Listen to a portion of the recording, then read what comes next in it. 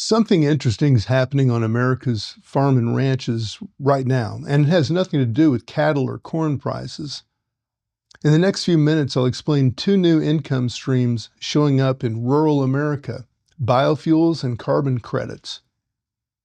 You'll learn why the government is mandating record amounts of biofuel while ranchers are getting paid to let their grass grow differently, and how this connects to your gas tank and your grocery bill. I'm Mark Roach. I've worked in the energy industry for 30 years, drilling, dealing, working in every major oil region around the world. This is FutureWise Energy, where I explain what's really happening with energy and language I hope that everyone can understand. What are biofuels? Let's start with that.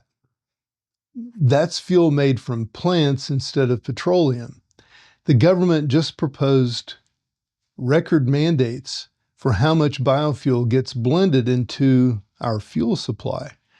For 2026, they want 24 billion gallons of biofuels mixed in. That's about 8%, that's up about 8% from last year, 2025. Here's what that means for you. When you fill up your gas tank, there's already ethanol mixed in. Most gasoline is 10% ethanol. That's corn-based fuel. And the biodiesel in truck fuel, well, that often comes from soybeans or used cooking oil. Rising EPA biofuel mandates is where it gets rather interesting. The fastest growing part of this mandate is something called biomass-based diesel.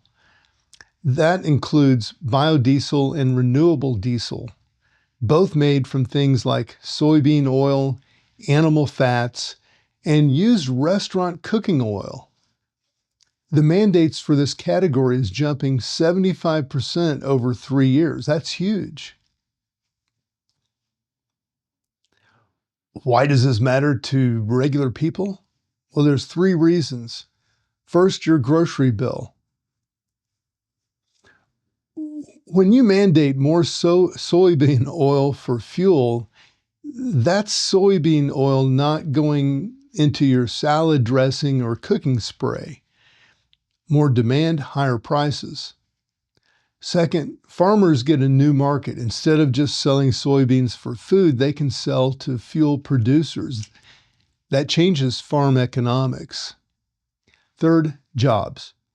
The U.S. now has 22 renewable diesel plants producing nearly 5 billion gallons a year. That's manufacturing employment in places that really needed it.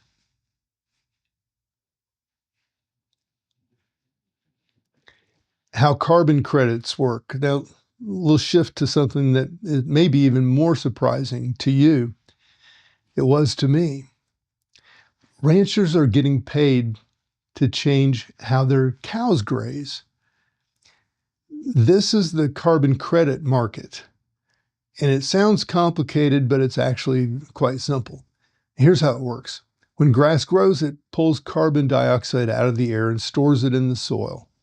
That's carbon sequestration.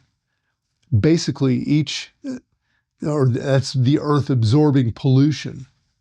If a rancher can prove that they're storing more carbon in their soil, companies will pay them for it. So why would companies pay? Because big corporations like Microsoft, Nestle, and Chevron have made promises to reduce their carbon footprint. When they can't eliminate all their own emissions, they buy credits from ranchers who are absorbing carbon instead. A company called Grassroots Carbon has become the biggest player in this space, and they've paid ranchers $40 million since 2022. They're working with 2 million acres across 22 states.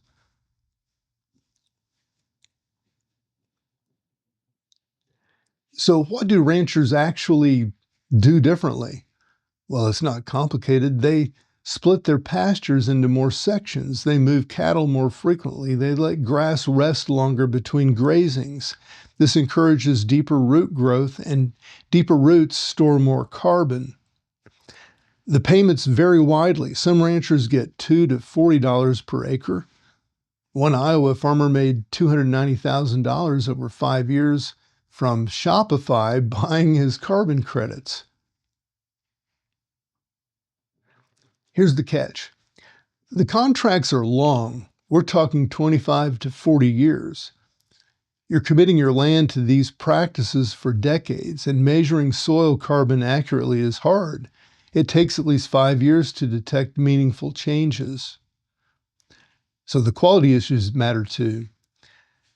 High quality carbon credits, the ones from actual carbon removal like soil storage, they sell for about $15 per ton. Low quality credits from questionable projects, well, those are about $3.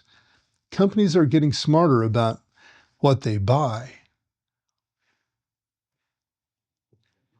Now, here's where these two stories connect. Both biofuels and carbon credits represent the same thing, new revenue streams for agricultural land.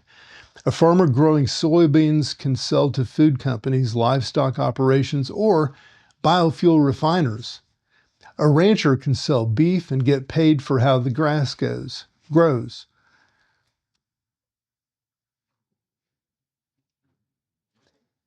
Investment in biofuels has tripled since 2020, hitting $3.1 billion last year. The voluntary carbon market for agriculture is projected to reach $26 billion by 2030. But there are risks here too. Biofuel policy could change with the next administration. Carbon prices are volatile. They swing based on corporate commitments and regulatory pressure, and both markets are young, with standards still being worked out. So what does this mean for you? If you're a landowner, well, there's new options to explore, but read the contracts carefully and explore those multi-decade carbon commitments. If you're a consumer, expect these trends to keep affecting prices. More biofuel mandates mean higher demand for vegetable oils. More corporate carbon pledges mean ranchers have alternatives to just selling beef.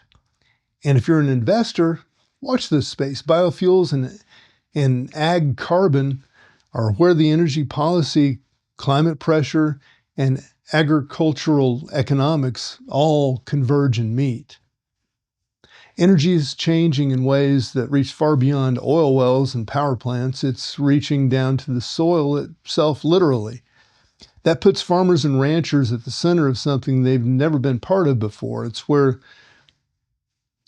a matter of whether that's opportunity or disruption, and it depends on who you are and how you adapt. I'm Mark Roach, and this is FutureWise Energy.